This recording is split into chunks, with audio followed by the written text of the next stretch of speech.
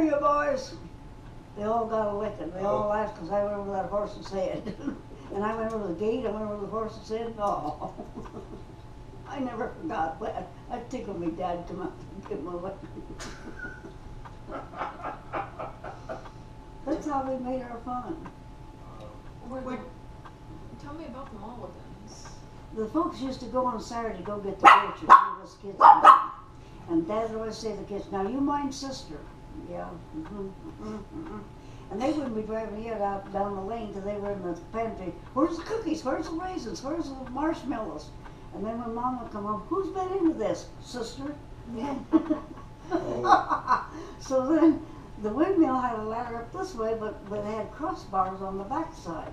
So I'd get me a bucket of water and I'd go up the ladder and get up on that little platform where that wheel went around. And I'd sit up there with that bucket of water till they walked out below me. Then I dumped the water on them. Once they dumped the ladder, I went down the back side. It wasn't until I'd left home and went up there to see how close that was. When I saw how close that little platform was, that I was sitting on it, the wheels right here, that great big windmill, I about had a heart attack. I don't know how many times I would have put on that thing. We made our own fun. We had a bird fence. We had a board fence, a fence in the yard, and it was 1, 2, 3, 4, 5, 6 boards, because the cattle, that's the barnyard. And I could take the bottom board, or second from the bottom, take a whole board up here, and put it right over the fence like nothing. And then we all learned to walk that board. The top of that board fence was only about like that. We all could walk that board fence. When Dad's dad died, I and my brothers was out there walking that board fence, and the people that came to the funeral had a fit. I was all up there walking that board fence.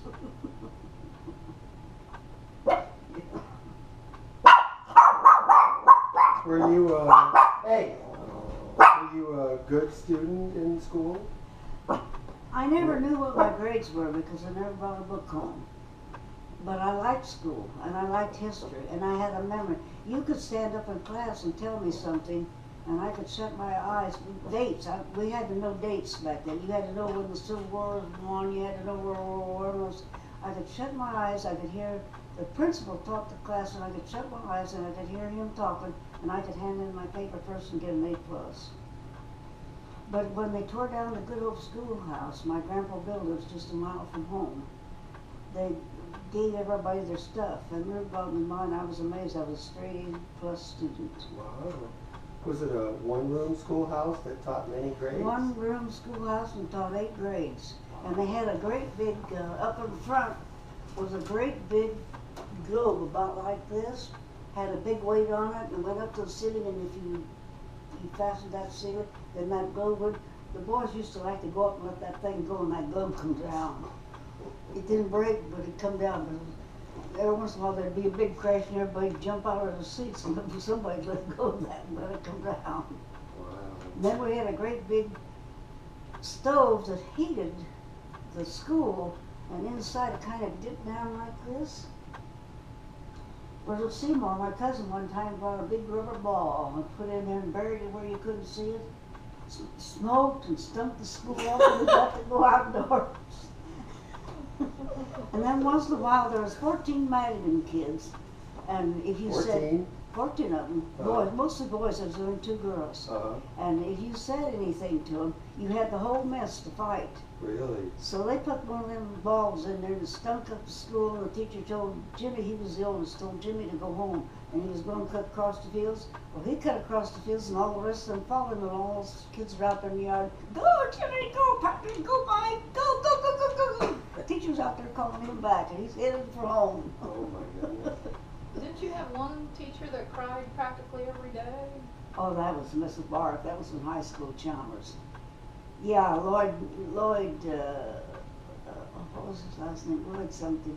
And he was in my grade at school, and he'd always go in before the bell rang and write something that shouldn't have been wrote on the blackboard. And Mrs. Barth, she was in her 80s when she'd come in. She wore glasses, real skinny, real weak, real feeble, and she taught English.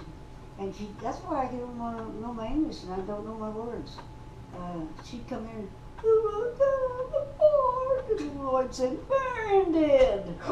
She said, Marian, pick up your books and go back in assembly. I'd go back in assembly and raise the window, but I sat by her back in the room, in the assembly. I sat back here in the corner, and there was the window, and I'd crawl out the window and come back in and go in the door.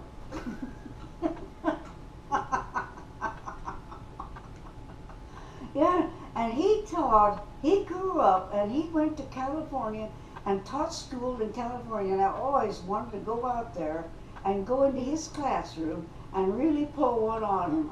But he died young. I really wanted to do it. He died in World War II. Oh, did he? Most of my classmates died in World War II. Did they? One was a pilot and was flying over Great Britain around Great Britain or something, and somebody shot the plane down, and he went down and was killed.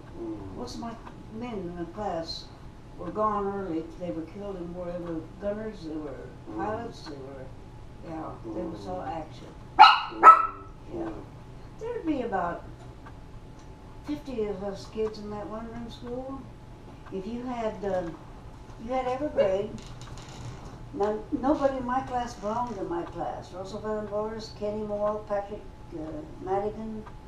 Most of the kids, they're boys, but they didn't belong in my class. They had first grade, and then was put in my class. Yeah. And if you were smart enough, I got to go a lot and teach. If you were smart, like I'm a third grader, I could take the first graders in the cloakroom and listen to speller words or something.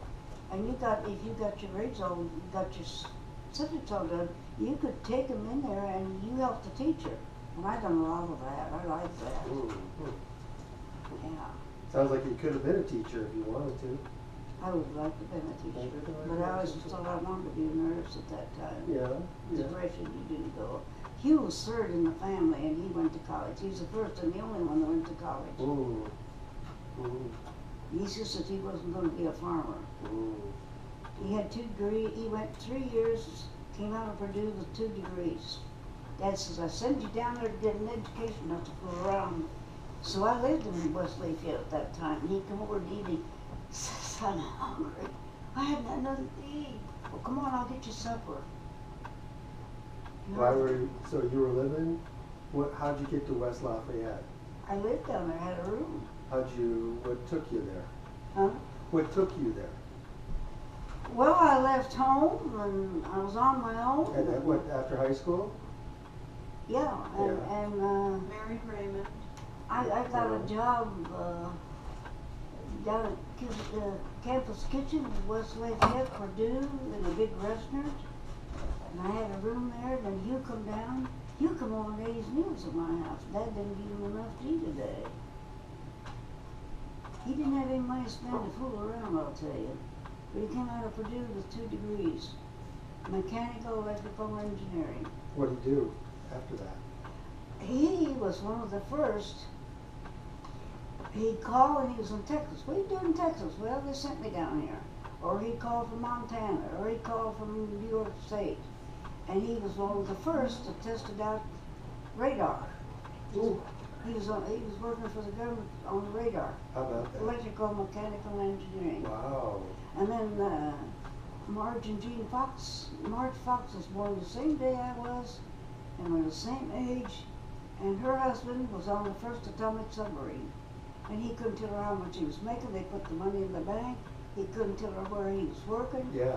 Marge, his wife, didn't know anything about his job because it was the first atomic submarine. Wow. This is just before World War II. Yeah. Oh my goodness. They're all gone now. Yeah. Wow. Now, wasn't your mom a seamstress? Yeah, Mom. Couldn't she redo your dad's jackets? You made your clothes. Looky here, let me show you something. Okay. All right.